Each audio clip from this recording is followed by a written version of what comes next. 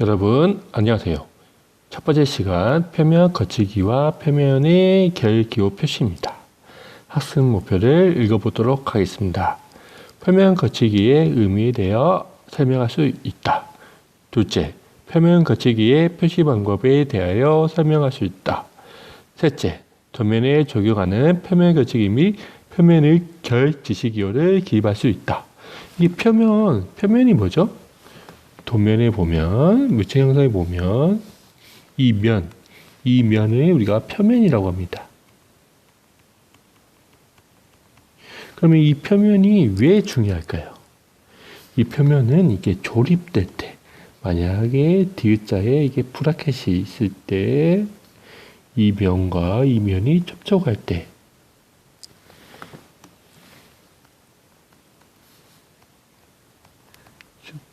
이 조립 시 중요합니다. 조립 시 면 거치기에 따라 조립이 되고 안 되고 그리고 운동할 수 있는 표면이 되느냐 안 되느냐에 따라서 표면 결 표시가 달라집니다. 표면의 결보다도 우리가 면지시기호를 주로 부르기도 합니다.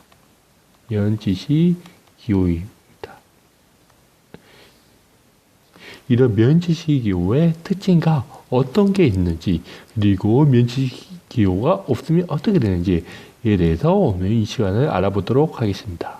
이 면 거치기는 가공자라든지 설계자에게 가장 중요한 핵심 중에 하나이므로 반드시 설계자와 가공자의 의사소통이 동일해야 됩니다. 표면의 거치기 개요입니다. 표면의 거치기. 가공 과정에서 필연적으로 발생하는 규칙적이나 불규칙적인 요철입니다. 가공하다 보면 이게 축이 있다면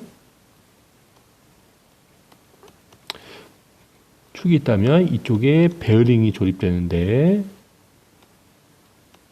이 베어링이 조립되는 부위는 반드시 면지시기호가 좋아야 됩니다. 면이 좋아야 합니다. 면이 좋지 않으면 어떻게 되죠? 베어링과 축의 헐거움이라든지 억지 기움으로 인해서 베어링이 손상이 발생됩니다. 반드시 베어링과 축에 접촉하는 부위는 면이 Y라고 합니다. 차후에 Y 면지시기호에 대해서 알아볼 건데요. 여러분들은 표면의 면지시기호가 좋아야 된다는 것을 알고 있어야 됩니다. 둘째, 기계 부품에 요철이 없는 이상적인 표면을 갖도록 제작하는 것이 공학적으로 불가능합니다. 기계 부품에 보면 표면에 이게 보면 굉장히 정밀하다고 해도 약간의 확대해 보면 약간의 요철이 발생됩니다. 그래도 가장 정밀 가공할 수 있는 게 연삭기입니다. 연삭기에는 가장 특수 연삭할 수 있는 랩핑 그리고 슈퍼 피니싱이 있습니다. 이 랩핑과 슈퍼 피니싱은 주로 Z 면지시기호를 나타낼 수 있는 초정밀 면지시기호입니다. 이런 초정밀 면지기호는 보통 오일실에서 사용됩니다. 오일실과 축의 헐거움이라든지 면이 거치면 어떻게 될까요? 오일이 밖으로 셀 수 있으니까 오일실과 축 부위는 반드시 Z로 가공합니다. 필요 이상의 표면을 매끄럽게 다듬는 것은 비경제적입니다. 한마디로 이런 매끄럽게 가공하기 위해서는 정밀 가공 기기가 필요합니다. 아까 말했다시피 랩핑이나 슈퍼피니싱, 선반, 밀링과 같은 가공 기기가 필요하기 때문에 반드시 필요한 경우에 조립 시에 사용해야 됩니다. 넷째, 사용 목적과 기능에 따라 기계 부품을 적절하게 다듬어야 합니다. 표면 거치기 값을 나타내는 방법, 한국산업표준 규격에 정해져 있습니다. 첫째, 산수 평균 거치기 값. 둘째, 최대 높이 거치기 값. 셋째, 10점 평균 거치기 값. 세 가지로 요약할 수 있습니다. 표면 파상입니다. 여러분 이게 표면을 확대하다 보면 면역이 확대하다 보면 이런 세 가지 현상이 나옵니다. 표면 현상, 파상도, 표면 거치기, 가공물이나 힘 공격의 변형 때문에 발생됩니다. 파상도는 기계 진동이나 딸림 때문에, 그리고 마지막으로 표면 거치기는 작은 간격으로 미세한 요철입니다. 표면 거치기 곡선에 사용하는 용어, 기준 길이, 거치기 곡선으로부터 컷오프 값을 뺀 부분의 길이입니다. 컷오프 값, 중위선 평균 거치기의 거치기 곡선을 추천한 것입니다. 측정 길이, 표면 거치기를 측정하여 그 값에 통계적으로 처리하기 위하여 할당하는 표면의 길이입니다. 보통 기준 길이, 평가 길이, 이동 길이가 있습니다. 평균선, 단면 곡선의 표본 부분의 여파를 굴곡 곡선 나타낸 것입니다. 거치기 곡선, 단면 곡선에서 소정의 파장보다 긴 표면, 굴곡, 선분의 위상, 보상형, 고역, 피터로 제거한 것입니다.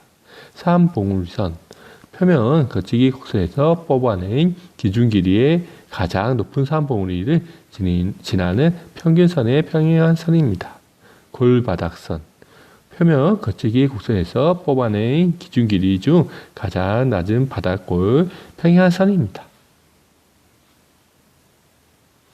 표면 거치기에 사용하는 용어입니다.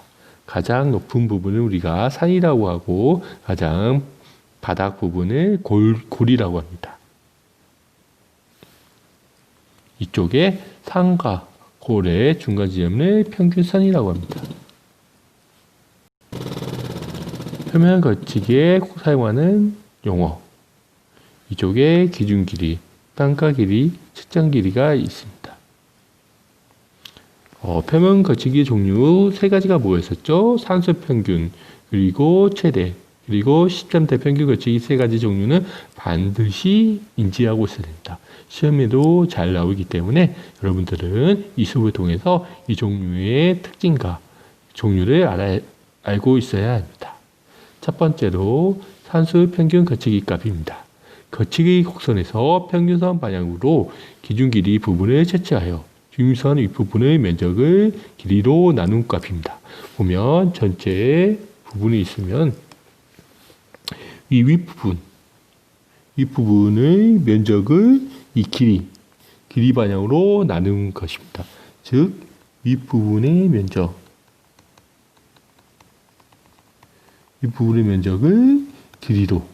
길이로 나눠준 값이 산수 평균 거치기 값입니다.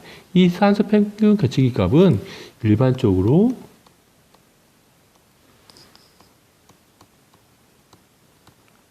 제도에서 사용하는 면 거치기 값입니다.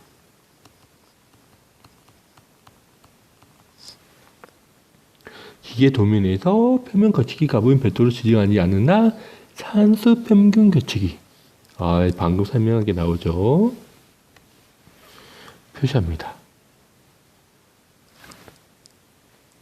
둘째입니다. 최대 높이 거치기 값, I로 표시합니다. 거치기 곡선에서 중위선 방향으로 길이 부분을 채취하여 가장 높은 산과 핵심 별표, 가장 깊은 골, 산이 뭐랬죠? 가장 높은 값, 깊은 골은 가장 낮은 값을 측정하여 그 값을 마이크로미터로 나타낸 것입니다. 보면 가장 큰 값이 어떤 거죠? 이쪽이 값이 되겠네요. 가장 깊은 고열이죠. 이쪽 값이 되겠네요. 이쪽 값과 이쪽 값의 차이를 측정하여 나타낸 걸 우리가 최대 높이 거치기 값이라고 합니다. 셋째, 마지막으로 십점 평균 거치기 값이 있습니다.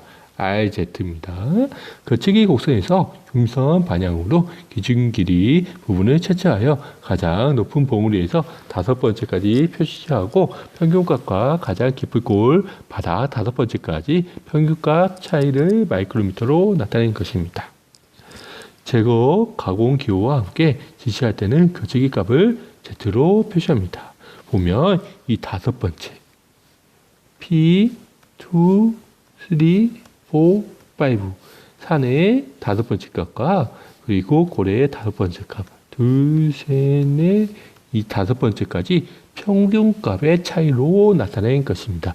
즉 가장 높은 산의 5번째 값과 가장 낮은 고래의 5번째 값을 평균 내려서 나타낸 값이 십자 평균 거치기 값입니다. 기본 지식 기호입니다. 표면의 결을 도시할 때 기본적으로 대당면을 지지하는 기호는 60도입니다. 이게 60도. 각도를 열린 대리가 다른 꺾인 선의 투상도와 외형선에 붙여 지시합니다. 이 보면 외형선이 있으면 외형선에서 면치 기호를 나타냅니다. 이 반대로 그리는 경우가 있는데요. 절대 안 됩니다. 반드시 외형에서 꺾인 쪽으로 이렇게 그리는 게 맞습니다.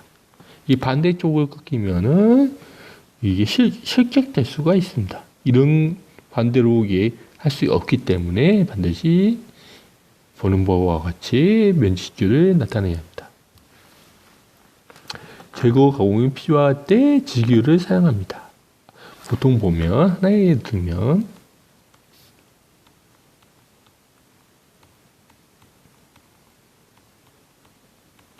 Y로 나타냈을 때 아무것도 없는 것이 줌을 그 상태로 가공하지 않는 것입니다. 그리고 W 정도가 우리가 보통 드립 가공이라고, X 같은 경우에는 선반, Y도 주로 선반 아니면 연사, 이 Z 가공은 랩핑 가공 시 필요합니다. 제거 가공의 지지기호, 제거 가공을 하지 않는 지지기호, 방금 전에 설명했던 지지기호입니다. 표면에 제거 가공을 허용하지 않을 때 대상면의 지지기호의 내저본을 그려서 표시합니다. 이렇게 제거 가공을 허용하지 않는 것은 이렇게 조립이 되지 않거나, 그리고 중요하지 않은 면을 우리가 제거 가공을 허용하지 않는 지지기호로 표시합니다. 부분의 제거 가공이나 다른 방법으로 얻어진 가공 전의 상태 그대로 남겨둔 것만을 지시합니다. 가공 후에 생기는 것을 거스름이 등을 핸드 그라인더로 와이어 브러쉬로 제거하는 정도의 거치기입니다.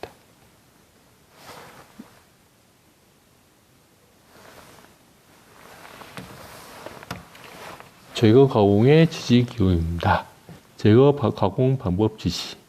표면의 제거 방법을 지시할 때는 지시 기호의 긴 쪽 다리 길을 가로선을 긋고 가공 방법을 표시합니다. 우리가 이전 시간에 배웠던 지시선과 비슷합니다. 지시선과 비슷하게 이렇게 직선으로 하나 선을 그어줍니다. 이 면지시 기호 선은 가는 실선입니다.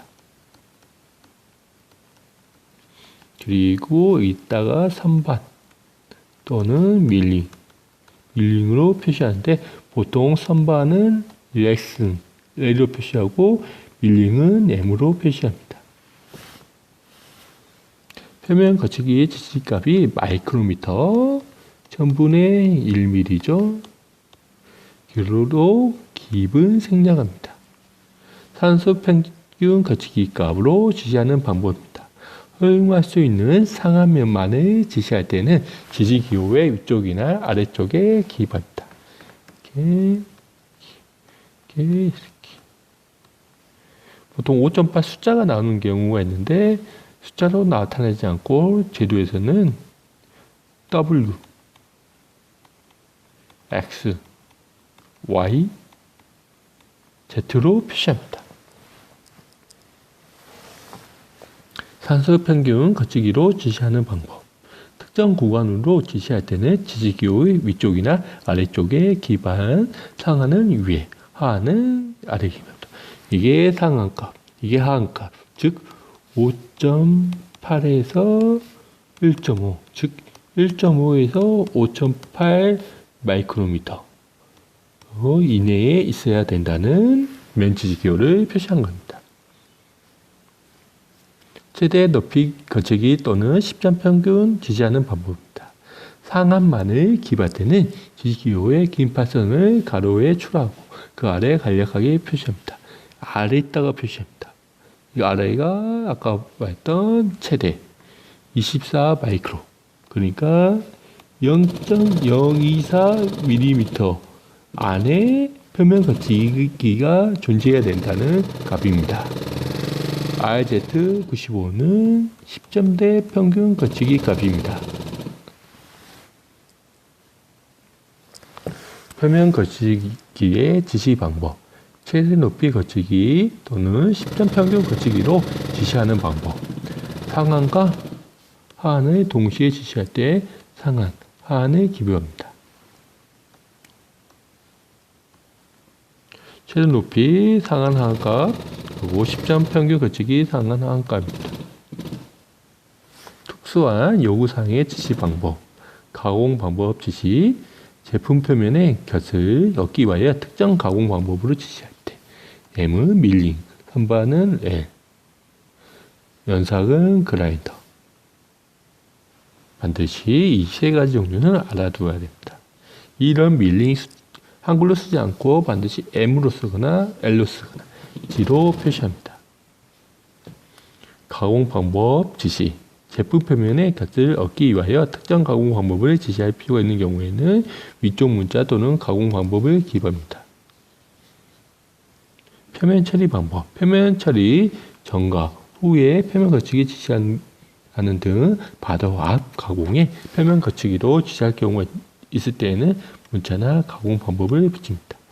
이쪽에 보면 표면 거치기를 하는데 크롬 도금을 한 경우입니다. 크롬 도금의 정밀 단위는 0.02 마이크로미터. 굉장히 정밀하겠네요. 만약 이쪽이 위에 뭔가가 이렇게 조립된다는 것을 추측할 수 있습니다. 왜냐하면 이쪽에 크롬 도금했다는 것은 경도가 있고 그리고 정밀도도 높이기 때문에 비용이 상승합니다. 그렇기 때문에 이 안쪽에는 바깥쪽에는 반드시 조립되는 걸 추측할 수 있습니다. 줄무늬 반향. 제거 가공 기호의 오른쪽 아래에 지시된 기호는 줄무늬 가공 반향으로 해석해야 되며 제거 가공 기호들이 의미하는 것으로 해석합니다. 줄무늬 반향은 여러분들 한 번씩 봐두기 바랍니다. 줄무늬 반향에 이게 가로 호선이 2개 있으면 2개, 세로 호선이 하나 있고 그리고 직각이면 이게 직각 표시, X자는 이게 X자, M자는 다양한 현상일 때, C는 원형일 때, C 센터입니다. 그리고 줄무늬 표현이 있을 때, 방사형 모양일 때, 꽃무늬 모양. 이쪽은 동그라미 배표 2개입니다. 지시사항과 거치기 값의 지시 위치입니다. 일단 A 값을 보도록 하겠습니다. A 값은 산수 평균 거치기 값입니다. B는 가공 방법입니다. C는 컷오프 값의 평가 길이입니다. 컷오프 값의 평가 길이. C-는 평가 길이를 말합니다. 이 값은 줄무늬 반향의 기호입니다. 다름쥐 여유입니다. 산수 평균 거치기 이외의 표면 거치기 값을 F로 표시합니다. F 값이 여기 있네요. 표면 파상도 G 값입니다. 이 위치와 이 의미를 반드시 암기하기 바랍니다. 오늘은 여기까지 수업을 마치도록 하겠습니다. 여기서 가장 중요한 게 우리가 뭐라고 했죠? 변치시기호 종류 3가지. 산술 평균 거치기값, 최대 높이 거치기값, 10점대 평균 거치기값, 이 종류 3가지는 반드시 알고 특징도 알아야 됩니다. 여기 있네요. 산술 평균 거치기값, 최대 높이 거치기값, 그리고 마지막으로 10점 평균 거치기 값의 종류와 특징을 알고 있기 바랍니다. 이것으로 수업 마치도록 하겠습니다. 수고하셨습니다.